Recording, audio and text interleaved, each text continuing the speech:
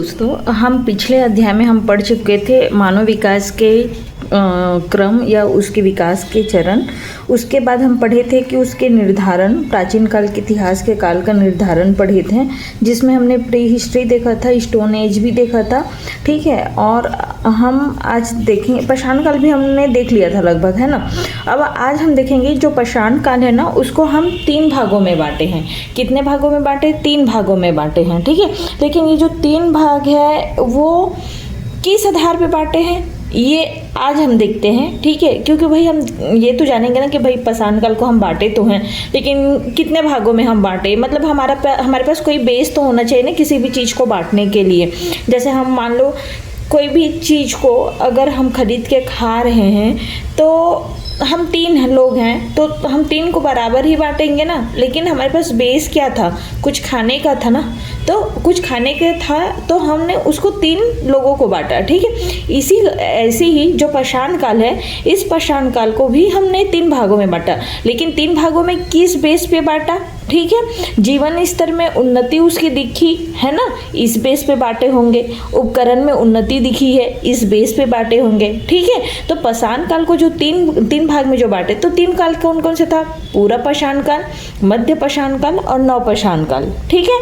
तो जो हम पहले क्या देखेंगे? पूरा पाषाण काल।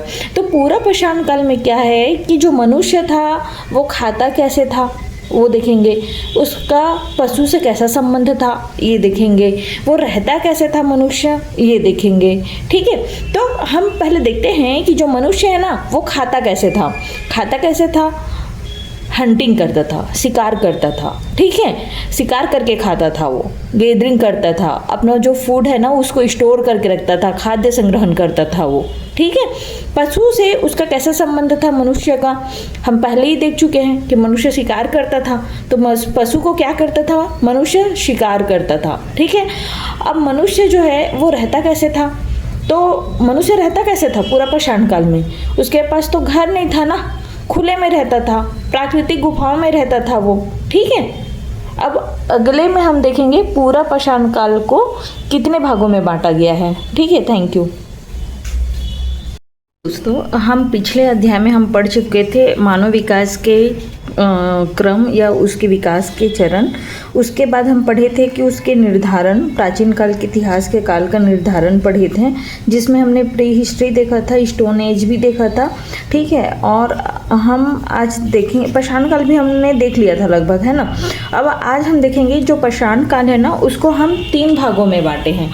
कितने भागों में बांटे? 3 भागों में बांटे हैं, ठीक है।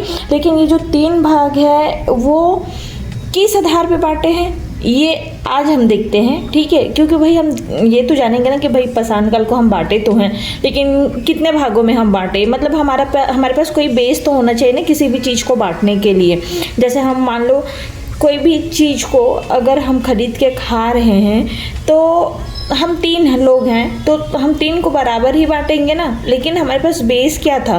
कुछ खाने का था ना, तो कुछ खाने का था तो हमने उसको 3 लोगों को बांटा, ठीक है। ऐसे ही जो पाषाण काल है, इस पाषाण काल को भी हमने 3 भागों में बांटा।